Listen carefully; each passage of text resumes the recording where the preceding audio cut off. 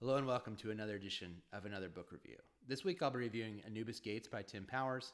I'll talk very briefly about the author, go into a spoiler-free overview of the book, talk about what I liked about the book, what I didn't like about the book, who I'd recommend the book to, and finish off with what I'll be reading for next time. Unfortunately, I don't have a cover to share. I did read this on ebook. Tim Powers is a pretty well-known science fiction author. He is still, I believe, best known for this book, which came out in 1983. He was a member of a cohort of science fiction authors who came up around the same time. And he also has written, one of his works became the basis for one of the Pirates of the Caribbean movies. But this book is probably the earliest version of what I would call a mashup novel. It really has elements of science fiction and fantasy and horror. There's some paranormal, supernatural elements to it. And so it does feel very much like everything in the kitchen sink kind of aspect to it. And what the book is about, the main plot of the book is there's a character named Brendan Doyle who lives in the early 1980s. He is something of an expert on the poetry and writers of this time period of the early 1800s, and he is hired by a very, very wealthy individual to essentially take time travel tourists back to the early 1800s, where he is going to be used as a expert on I believe Alfred Lord Tennyson is the poet who they go and see at the beginning of the novel. He gets, probably unsurprisingly, stuck in time and stuck back in the 1800s, and so he has to survive in this world he's unfamiliar with. And along the way, he runs into just a cavalcade of craziness. There is two dueling thief beggar gangs in England. There's a killer clown who is the leader of one of the gangs, who has access to homunculi, little creatures that have a mind of their own. There is a evil sorcerer of one of the Egyptian gods. There is a werewolf who is on the loose. And so all these different elements are in the book that just kind of make it a very unique and very strange combination, which I really enjoyed. I think that it gave it a freshness, and you didn't really know what was going to happen next sense to it. I think there's some really well-written chase scenes in the book. There's some very memorable characters.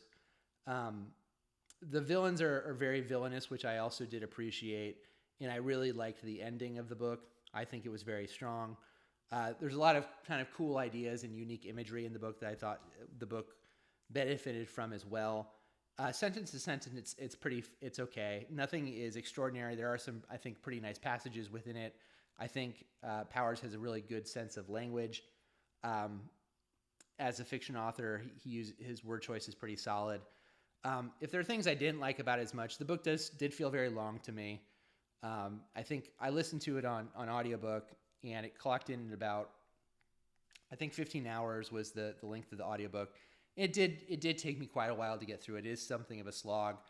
And I think there are sections that could be cut. There are sections that happened, and I couldn't tell you really specific parts of the section or why it was important. So it did feel like it overstayed its welcome a little bit. But other than that, I enjoyed it. I think there's enough cool ideas to really recommend the book, even the book nearly is now, I guess, 40 years old.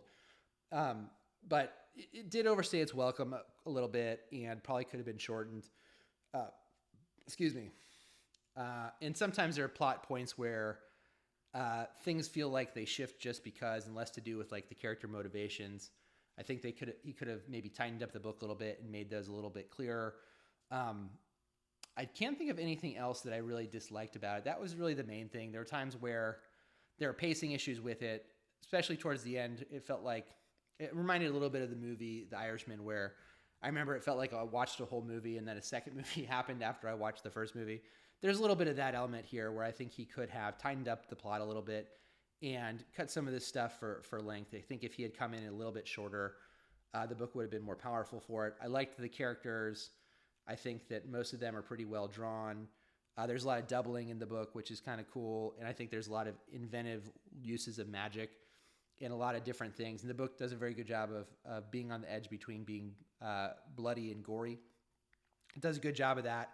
I like that the villains were quite villainous. And yeah, there's a good use of the bootstrap paradox that I thought was fun.